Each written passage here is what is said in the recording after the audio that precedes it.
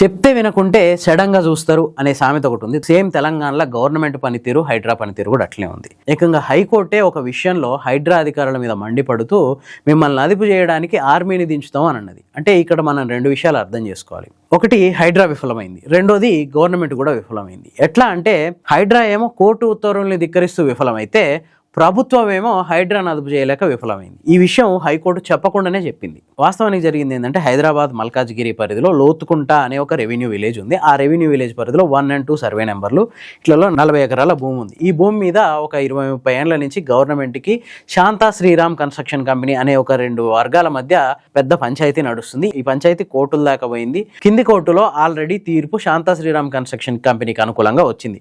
Government ఓడిపోయింది ఆ case. అంటే ఆ భూమి శాంతా శ్రీరామ్ కన్స్ట్రక్షన్ కంపెనీదే అని చెప్పి కింది కోర్టులు చెప్పినాయి. దాంతో ఆ శాంతా శ్రీరామ్ కన్స్ట్రక్షన్ కంపెనీ అందులో పనులు స్టార్ట్ చేసింది.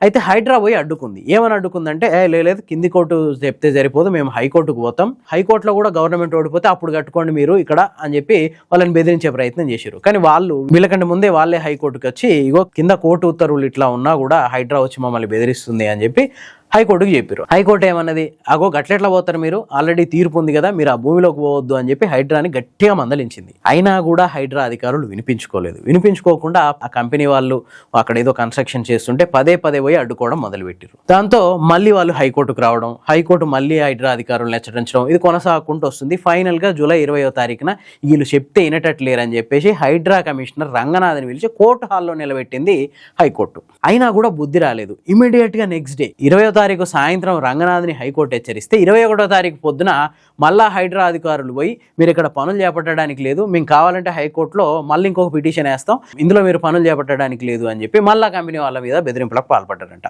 వాళ్ళు చాలా నాగ్గా ఆ విషయాన్నంతా ఫోటోలు వీడియోలు తీసుకొచ్చి మళ్ళీ హైకోర్టు మొదలు పెట్టారు. ఈసారి మండిపడ్డది హైకోర్టు. ఇంకోసారి హైడ్రా అధికారులు గనక ఆ ప్లేస్లకు వెళ్తే ఆర్మీని దించుతాం, ఒక 10 మంది ఆర్మీ అధికారులను అక్కడ ఉంచుతాం, ఎవరైనా హైడ్రా అధికారి అక్కడికి వేస్తే వాళ్ళని పట్టుకోపోయి బ్యారెక్లో పడేయమని చెప్తాం అని చెప్పి ఆర్మీతో పాటు కేంద్ర ప్రభుత్వానికి కూడా లేఖ రాసింది. ఎందుకు, అక్కడ ఒక 10 మంది ఆర్మీ అధికారుల్ని కాపలాగా పెట్టండి అని. అసలు కోర్టు నిర్ణయాన్ని అమలుపరచడానికి ఇక్కడ ఒక ప్రభుత్వం ఉంది. ఆ ప్రభుత్వం దగ్గర పోలీసులు అనే ఒక బలగం ఉంది. అంటే అయినా కూడా హైకోర్టు పోలీసుల్ని నమ్మకుండా ఆర్మీని దించుతాం అన్నదంటే ఇక్కడ ప్రభుత్వం విఫలమైనట్టే కదా, పోలీసుల వ్యవస్థ విఫలమైనట్టే కదా, హైడ్రా కూడా విఫలమైనట్టే కదా. ఇది కంటిన్యూ అయితే ప్రభుత్వం మీద, ప్రభుత్వ వ్యవస్థల మీద ప్రజలు నమ్మకం కోల్పోయే పరిస్థితి రాదా? అసలు నిజంగా అట్లాంటి జరిగితే ఇక్కడ అసలు చట్టబద్ధమైన ప్రభుత్వం ఉన్నట్టా లేనట్టా? అధికారులు, సీఎం, మంత్రులు ఇవాళ ఉంటారు, రేపు పోతారు, కానీ వ్యవస్థలు, ఈ రాష్ట్రం అనేది ఎప్పుడు ఉండాలి. అట్లా ఉండాలంటే ఇప్పటికైనా అధికారులు ఈ హైడ్రా బుద్ధి తెచ్చుకొని ఇంకోసారి ఇట్లాంటి వ్యవహారాలకు పాల్పడకుండా ఉంటే మంచిది.